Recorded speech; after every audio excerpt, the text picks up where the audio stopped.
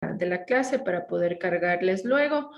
Y hoy vamos a ver lo que nos correspondía a masas patrimoniales. La anterior habíamos visto patrimonio neto, ahora vamos a ver masas patrimoniales.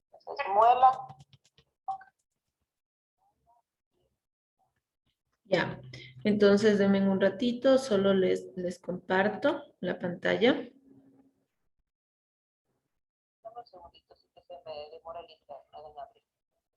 Vamos a compartirles.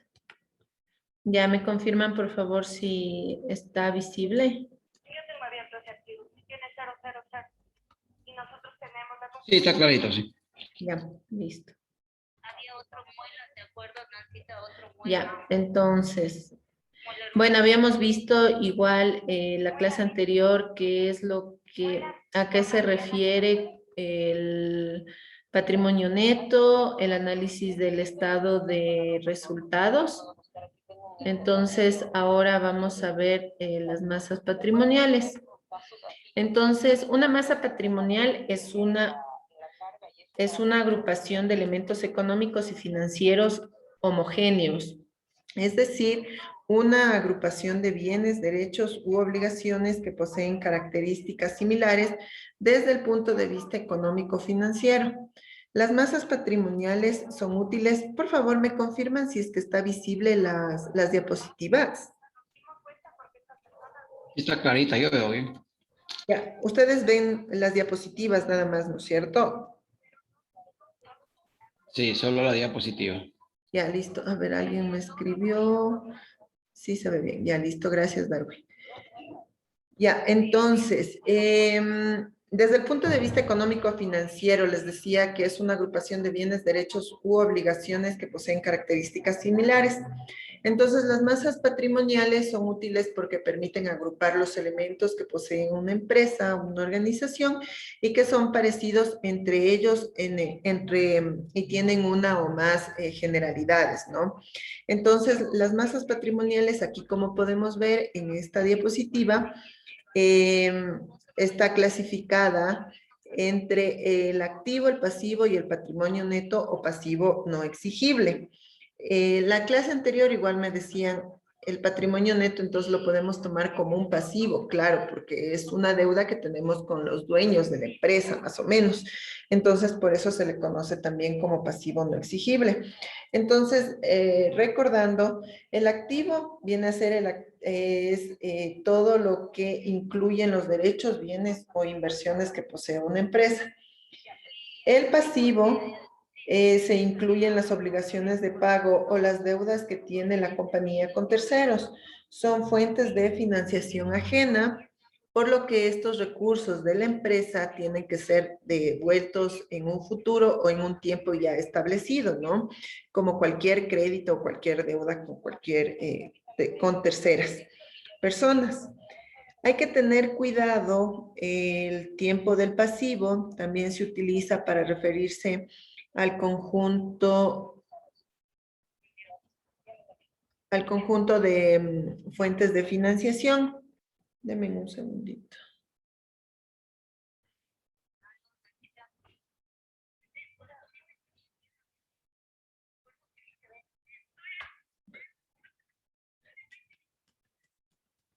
Ya, en este caso no solo incluiría las fuentes de financiación ajenas, sino también las propias.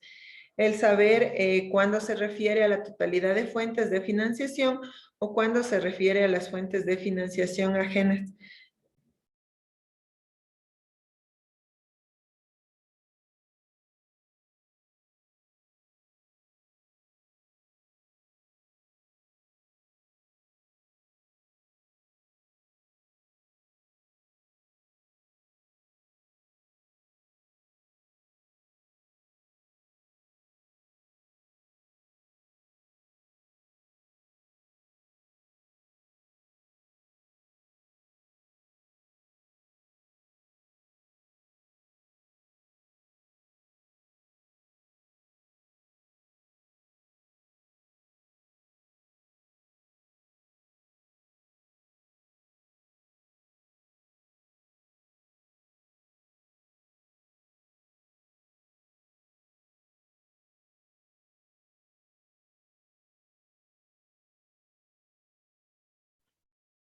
Mil disculpas, pero estoy ahora con un problema de conexión, pero vamos solventándolo. Me acabé de conectar a otra red. Entonces, bueno, el pasivo viene a ser todas las deudas con terceros. Y el patrimonio neto o pasivo no exigible es lo que ya habíamos visto en la clase anterior, que está formado por los recursos propios que genera la empresa y se incluyen desde las aportaciones de los socios hasta los beneficios que la compañía obtiene. Además de la clasificación anterior, podemos ver que puede existir masas patrimoniales o se puede subdividir en diferentes tipos de, por ejemplo, los activos. A ver, déjenme pasar. Los activos pueden dividirse en activos fijos o no corrientes, pueden dividirse en los activos no corrientes, que igual eso vimos en la clase anterior. Los pasivos igual se pueden dividir en pasivos corrientes y no corrientes, también vimos la clase anterior. Los corrientes son los que son a corto plazo y los no corrientes son los que están a largo plazo. El patrimonio neto, puede existir aquí las aportaciones de los socios, las reservas o beneficios retenidos y los resultados del ejercicio, sean pérdidas o ganancias. Entonces, aquí igual tenemos el ejemplo claro de cuál es la ecuación dentro de las masas patrimoniales y con el activo, el pasivo y el patrimonio. Entonces el activo es igual al pasivo más el patrimonio neto y eso siempre nos tiene que cuadrar. Como hablábamos la clase anterior, siempre vamos a tener un lado del debe, un lado del haber y los dos deben tener el mismo valor.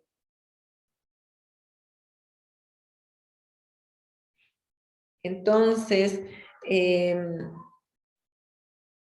dentro de los pasivos igual se suman todos los de corto y largo plazo.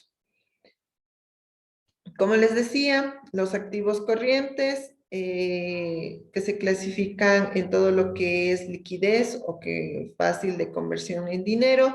Los no corrientes podemos tener los intangibles, los inmovilizados materiales, los inmobiliarios, las inversiones financieras a largo plazo. Y entre los corrientes podemos tener el banco, la caja, las cuentas por cobrar. Dentro de los pasivos, aquí está mal, aquí está activos corrientes, no es activos corrientes, sino los pasivos corrientes. Entonces aquí, por ejemplo, tenemos todas las deudas con terceros a corto plazo y los no corrientes, en cambio, tenemos los que son a largo plazo. El patrimonio, lo que les decía, que viene a ser los fondos propios, el capital, la reserva, los resultados y las aportaciones de los socios. Dentro de las transacciones diarias de la empresa, igual siempre van a constar los gastos y los ingresos. Entonces, esto luego se ve reflejado en el estado de resultados. Entonces, los gastos que son los elementos que se adquieren para ejercer la actividad de la empresa, pero que son consumidos en un corto plazo, a veces incluso antes de pagarlos. Entonces, por ejemplo, la materia prima, pueden ser los servicios básicos, los gastos, por ejemplo, de ventas o de publicidad. Los ingresos es todos los valores que la empresa obtiene por lo que vende, ¿no? O por la prestación de servicios. Entonces, si el resultado es mayor que cero, tenemos unas ganancias. Y si es menor que cero, es decir, que los gastos son mayores que los ingresos, tenemos una pérdida. Entonces, el análisis de las masas patrimoniales consiste en evaluar siempre el estado económico de la empresa mediante el análisis de la proporción en el que cada masa patrimonial forma parte del balance de situación. Asimismo, el equilibrio financiero está relacionado con las adecuadas proporciones que deben existir entre las diferentes fuentes de financiamiento que puede tener o que está al alcance de una empresa y que puede accederlo. Entonces, si se logra el equilibrio financiero cuando existe una correlación entre la estructura económica de una empresa y la estructura financiera, se considera que una empresa está en equilibrio financiero. Cuando el patrimonio neto y el pasivo no corriente financian sus activos no corrientes y parte del activo corriente, entonces ahí diríamos que estamos en un equilibrio. Entonces siempre se trata que la empresa que tiene problemas financieros y dispone de un alto nivel de rentabilidad pueda hacer uso de este nivel de rentabilidad para salir de sus complicaciones económicas o de sus deudores. Entonces, siempre se debe cubrir los pasivos no corrientes y tener en cuenta que la suma del pasivo más el patrimonio no puede superar el activo, porque cuando esto pasa, la empresa está en problemas, entonces podría entrar en problemas de liquidez, no tener para cubrir las remuneraciones, para cubrir la materia prima, para cubrir todos sus gastos, servicios básicos. Entonces, tendría que empezar a liquidar sus activos para cubrir sus pasivos. Entonces, en sí, ese es el análisis que la masa patrimonial nos arroja dentro de la gestión financiera. Entonces, identificar qué cuenta está en el activo, qué cuenta está en el pasivo y qué es el activo, qué nos suma el pasivo más el patrimonio y que estos dos, al estar en los mismos valores, estamos en un equilibrio. Si el activo es mayor que el pasivo y el patrimonio, eso quiere decir que la empresa está con buenos resultados, está generando más recursos y está con proyección de crecimiento incluso.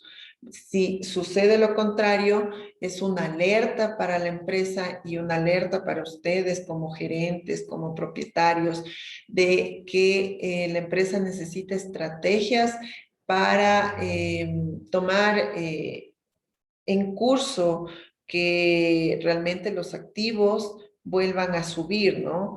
Entonces, si es que realmente el problema es tal vez las ventas, entonces se tendrá que trabajar en las ventas, en las publicidades, tal vez en la calidad del producto. Entonces ya necesita un análisis más minucioso la empresa para poder salir a flote. En el caso de que no suceda esto, entonces ahí sí se entraría en un proceso de liquidación.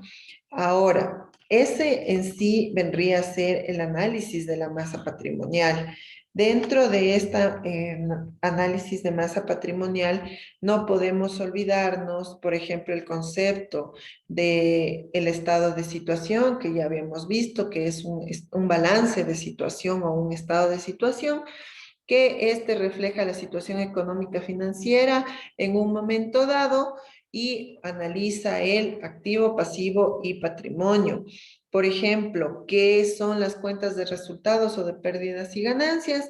Agrupa por orden los gastos e ingresos de las empresas durante un ejercicio económico y la diferencia entre el ingreso y el gasto determina siempre el resultado, pudiendo ser este una utilidad o una pérdida. Entonces, algo importante igual que debemos tener en cuenta es, por ejemplo, de dónde salen los datos para construir el estado de situación. Nos sale de los asientos contables. ¿Y cuáles son los asientos contables? Aquí nos permite identificar cada transacción que se realiza mediante el registro del libro diario y lo que decíamos del debe y el haber. también como resultado de este asiento contable se desemboca en un libro diario que recoge toda de forma ordenada en tiempo todas las operaciones que diariamente suceden en la empresa. Entonces, y la característica del libro diario es que si tengo un X valor en activo, debo tener ese X valor en el pasivo, de tal manera que este libro diario también debe tener los mismos valores o la misma suma entre activos y pasivos. El libro, perdón, entre el debe y el haber, no activos y pasivos, sino el debe y el haber. El libro diario, posterior al libro diario, tenemos el libro mayor o la mayorización, que ya nos da a conocer, perdón, nos da a conocer el valor de cada cuenta, ¿no?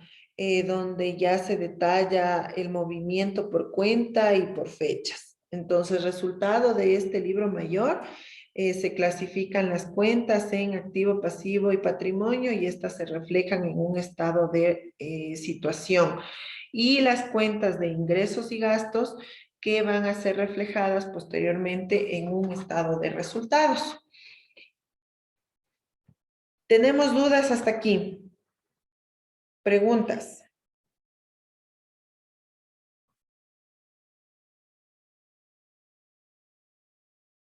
Preguntas, chicos. Hablen ahora.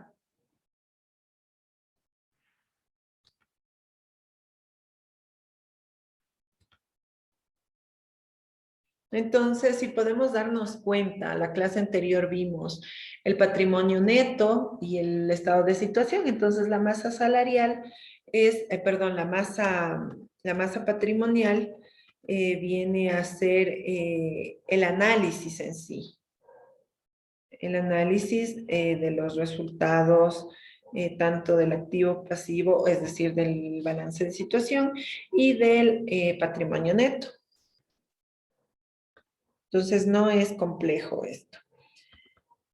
Ahora vamos a ver ya un poco del estado de resultados y las cuentas de pérdidas y ganancias. Les voy a compartir, denme un minutito.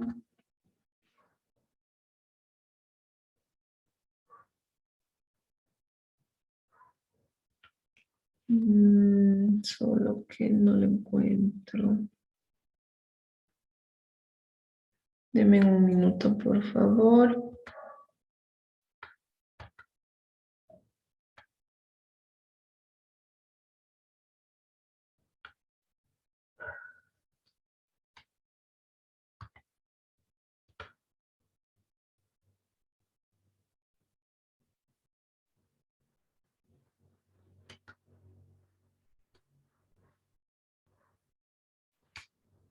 Denme un minuto, por favor.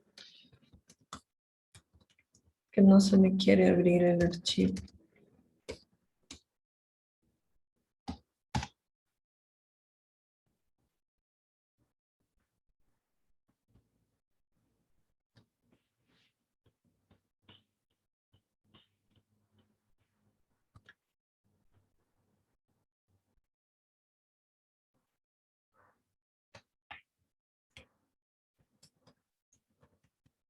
Hasta eso, aprovechen si es que tienen preguntas, por favor.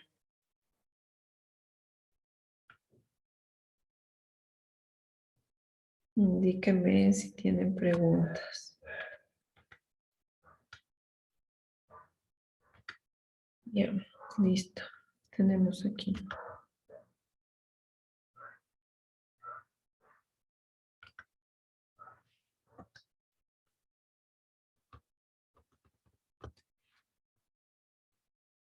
A ver, ¿pueden ver las diapositivas que están compartidas?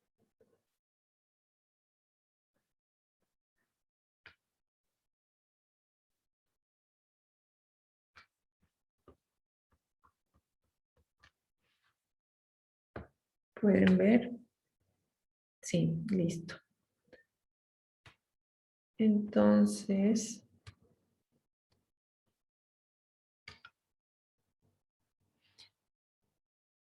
bueno, ahí sí Igual yo ya les voy a ir leyendo, ¿ya? Sí está un poco borroso. Entonces, el estado de pérdidas y ganancias, ¿qué es? Nos muestra la rentabilidad de una empresa durante un tiempo determinado. Es decir, aquí nos determina si la empresa tuvo ganancias o tuvo pérdidas. Se lo conoce como estado de resultados a este análisis entre las cuentas de ingresos y de gastos. Entonces, en este estado de resultados se presentan todas las operaciones del negocio o de la empresa, mostrando todos los ingresos generados por venta o por la prestación de servicios y los gastos en los que haya incurrido la empresa. Entonces, por ejemplo, aquí tenemos como ingresos, pueden ser si es una empresa comercial o una empresa que genera un producto, las ventas que la empresa hizo en el año, vamos a tomar como ejemplo el año 2020, entonces todas las ventas que hizo en el 2020, a eso se le resta todos los costos de los productos vendidos, los costos de la administración y tenemos una utilidad.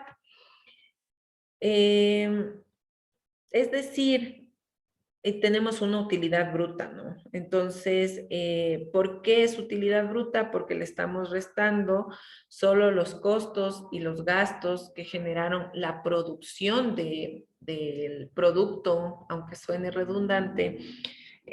¿Cuánto costó producir? Yo qué sé, si estamos en una empresa de zapatos, pues los 1000 zapatos que se vendieron en el año.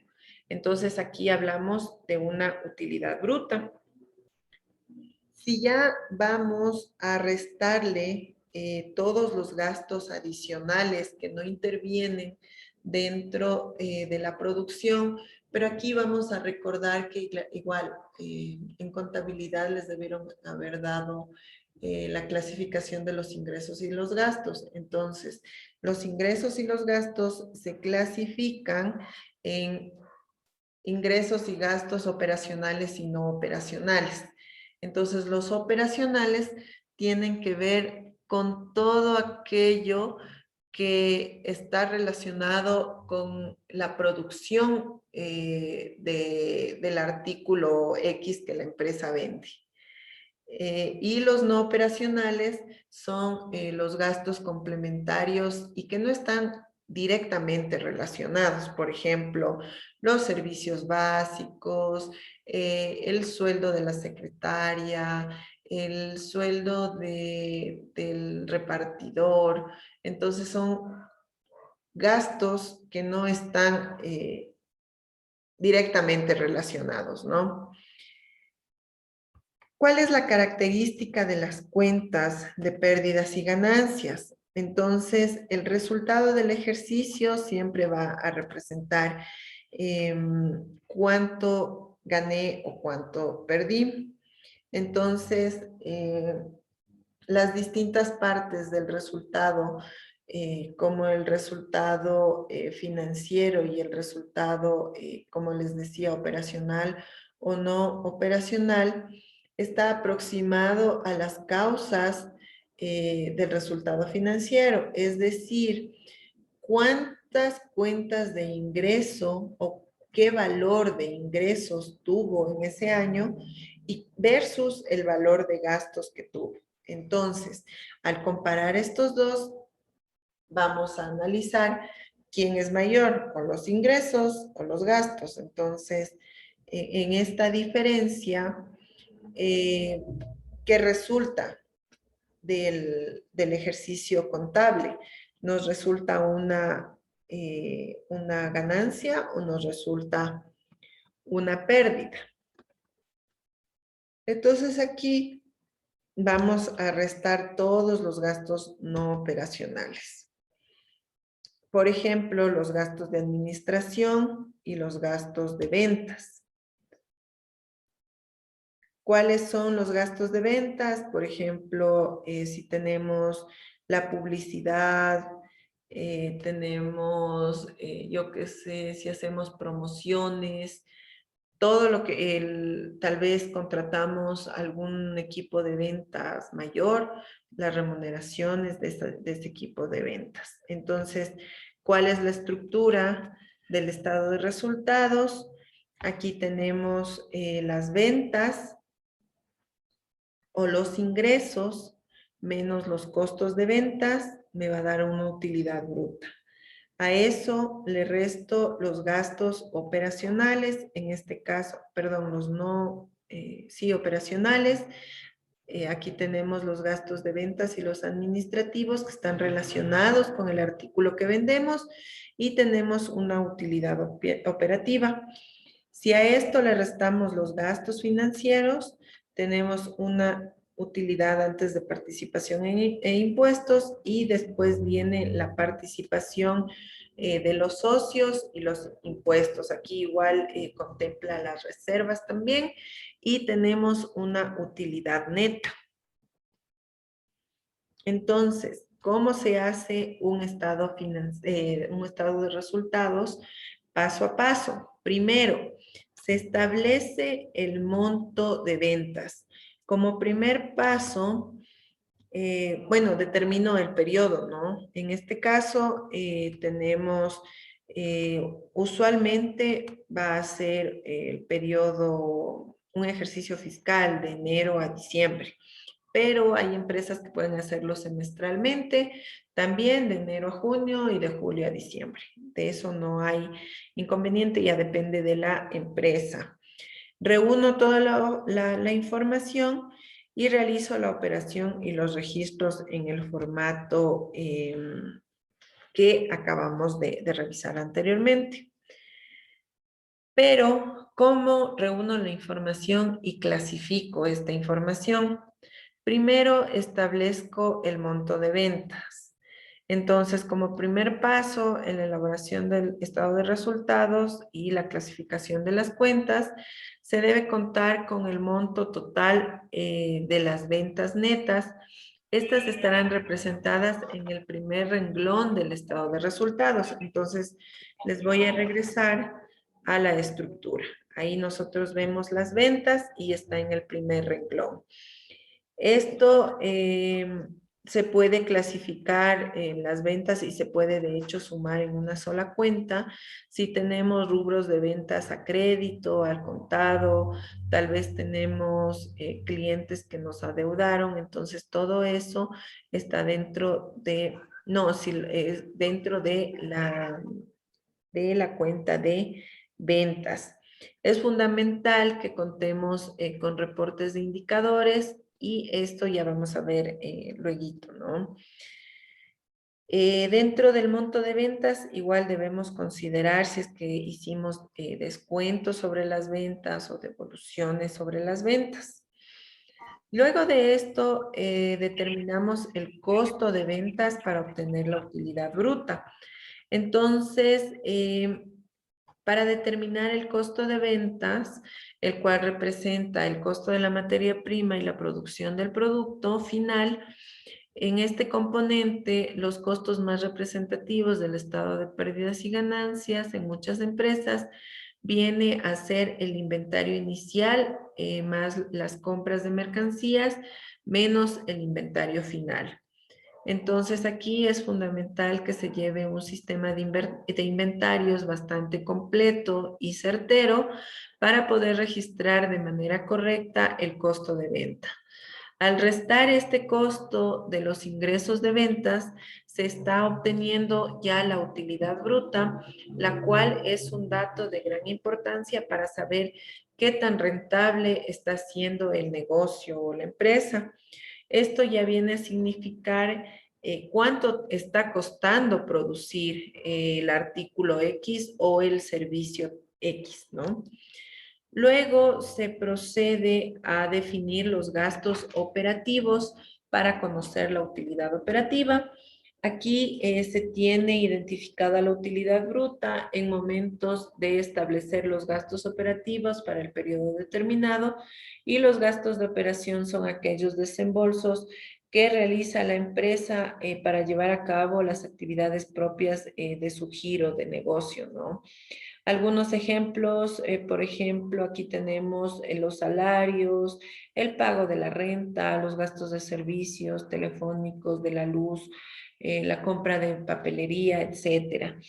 Algunas empresas engloban aquí los gastos en la categoría llamada gastos generales y administrativos, pero queda a consideración de cada empresa.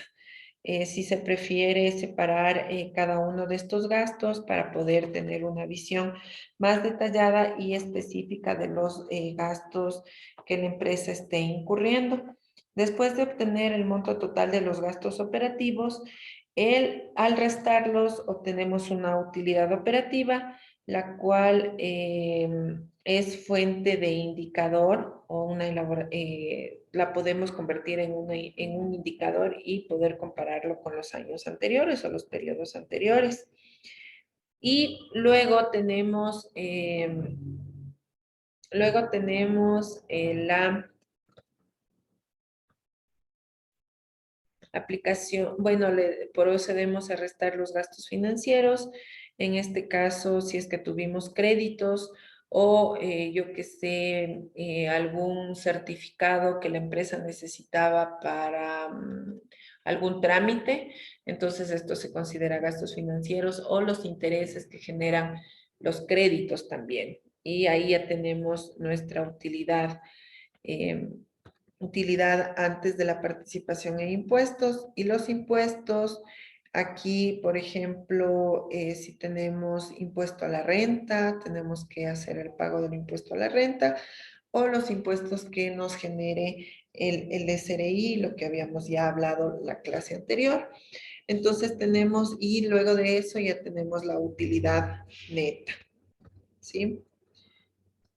En sí, este estado de resultados lo podemos utilizar ya para realizar indicadores y poder comparar y de esta manera igual tomar estrategias. Estrategias financieras que permitan a la empresa crecer o mantenerse en el peor de los casos, ¿no? Eso en cuanto a los resultados.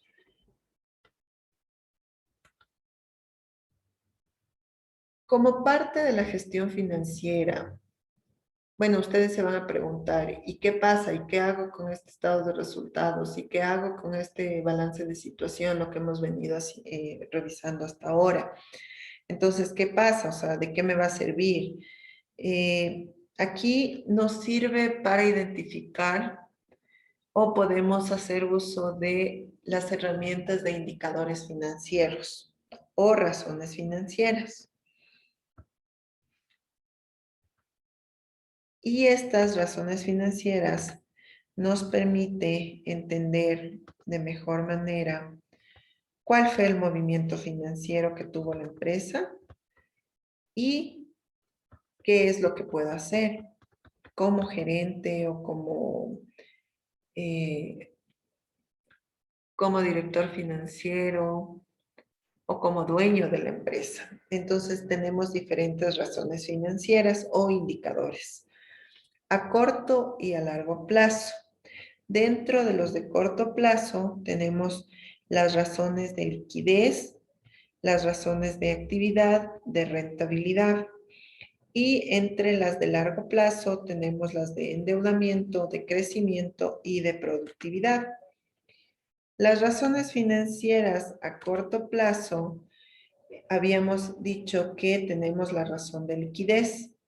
Esta razón de liquidez analiza el capital neto de trabajo o fondo de mano de obra, el índice de solvencia, el índice de liquidez, y en este índice de liquidez podemos tener la liquidez inmediata o prueba ácida y la liquidez instantánea o prueba amarga.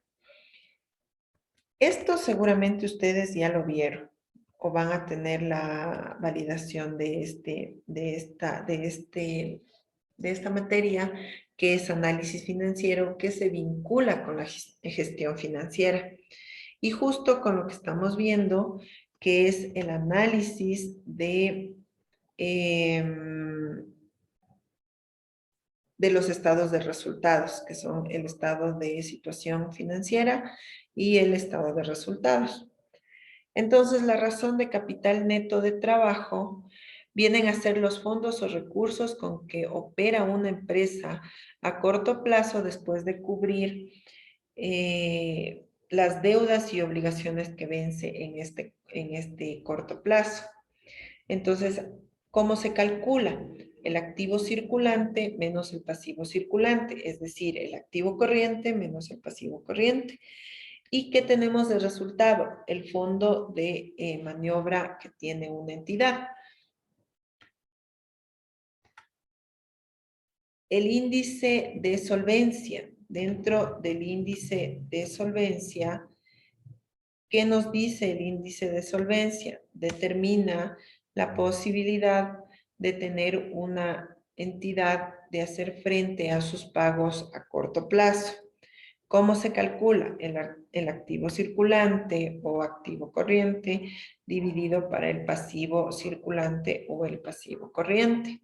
Entonces, expresa la cantidad del activo corriente o circulante con que cuenta una empresa para cubrir cada dólar de deuda a corto plazo.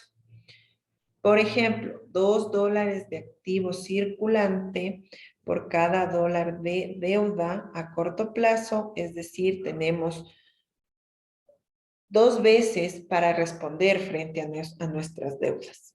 Eso es lo que nos indica el índice de solvencia. El índice de liquidez o la prueba ácida indica la capacidad de pago de una entidad descontándose las pérdidas menos líquidas del activo circulante, es decir, los inventarios. Y se calcula el activo corriente menos los inventarios dividido para el pasivo corriente. Lo óptimo es que este índice nos resulte mayor a 0, pues expresa cuántos dólares de activo corriente tiene una empresa para hacer frente a cada dólar de deuda más urgente, ¿no? Sin contar con los inventarios. Entonces, aquí por eso es que le restamos los inventarios. Y la razón de liquidez o prueba amarga, que es la instantánea, se calcula el efectivo dividido para el pasivo corriente. ¿Qué nos quiere decir? Que es lo que contamos para pagar las deudas que vencen hoy. Es decir, esto igual tiene que ser mayor a 1. Si es menor a 1, no tenemos dinero para pagar las deudas. Entonces, eso representa que voy a caer en gastos de mora, de intereses. Y ahí ya empezamos a tener problemas con con la liquidez de la empresa. De ahí tenemos las razones de actividad operacional.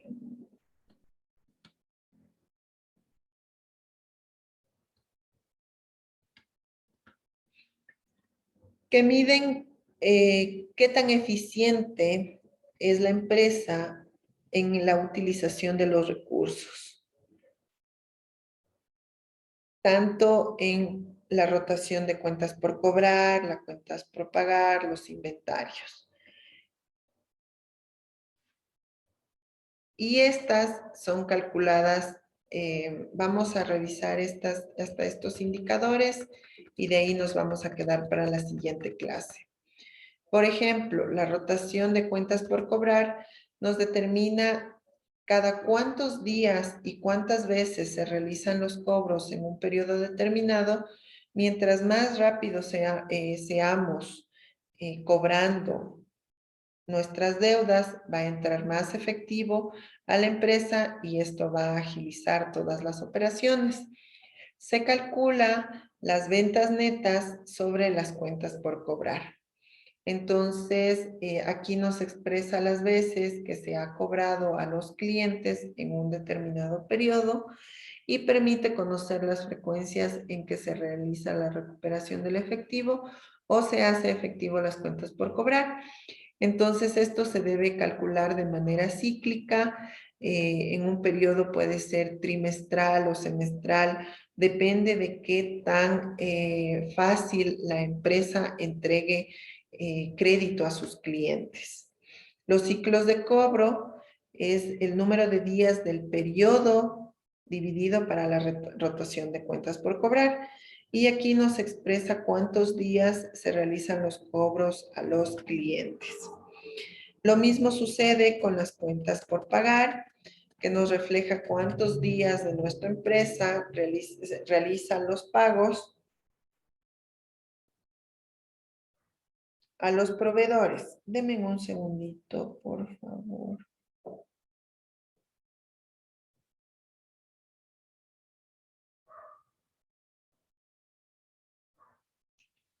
Ya.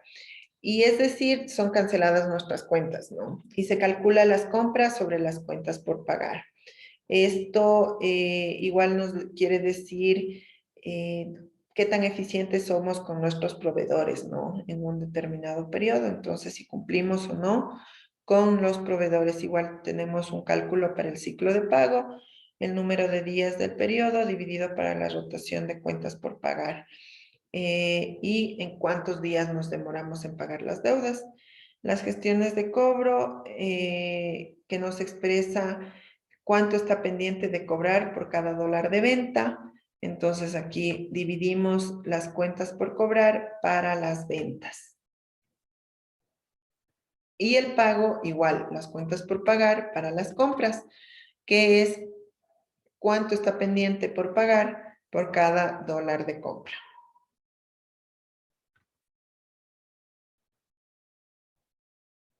Y yo creo que hasta, a ver, veamos si nos, no, veamos el último que es la rotación de inventarios, que nos dice con qué eficiencia se han consumido los inventarios.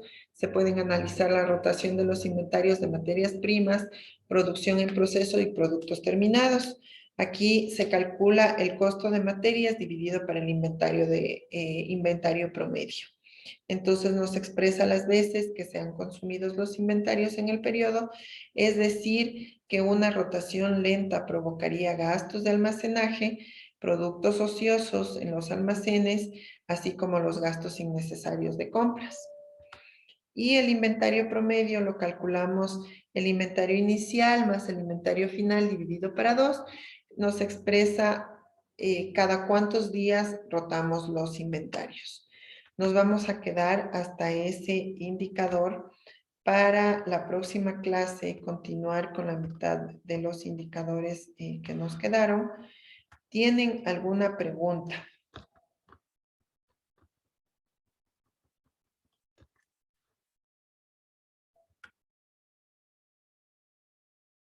¿Tenemos alguna pregunta?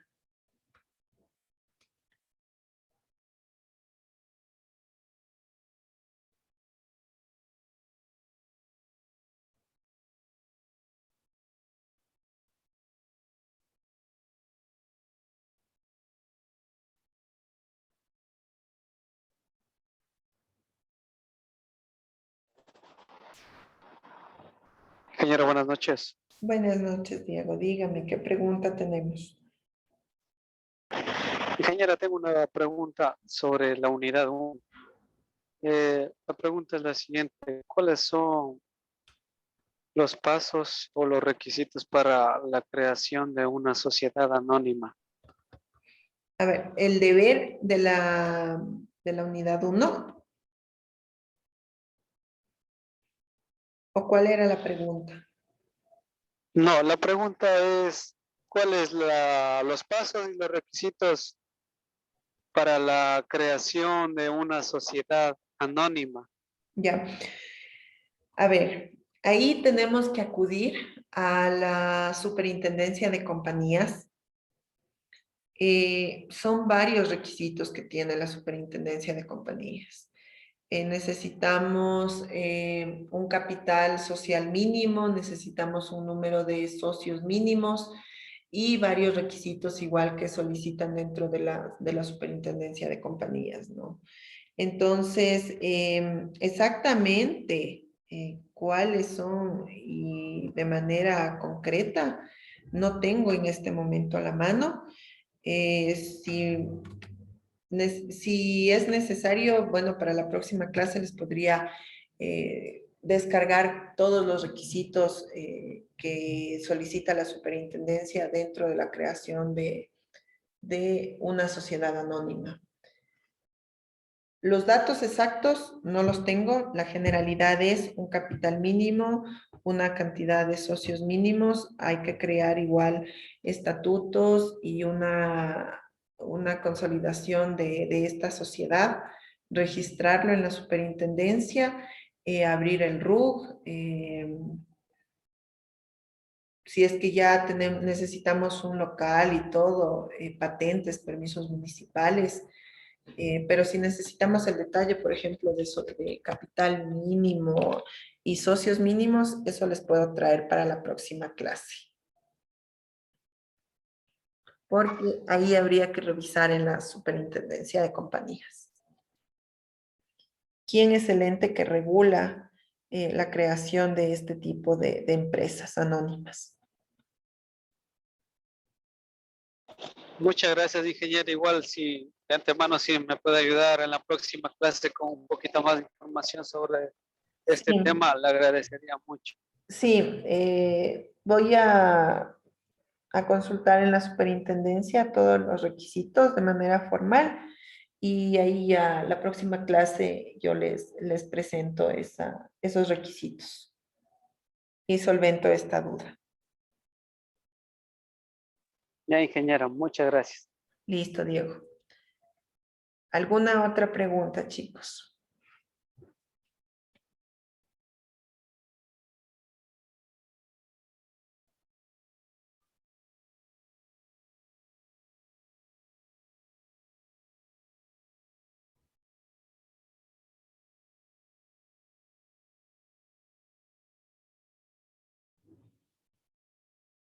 No hay preguntas, entonces si no tenemos preguntas, chicos, vamos a quedar en la clase hasta ahí.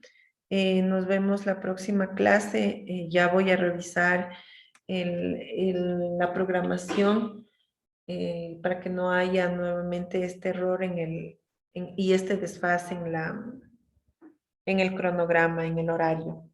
Mil disculpas por eso. Entonces, chicos, nos vemos la próxima clase. Una buena noche. Ingeniera, ¿sí me puede A ayudar, ver, sí me puede ayudar con su número? claro, a ver, les voy a dejar aquí en el chat, ¿ya?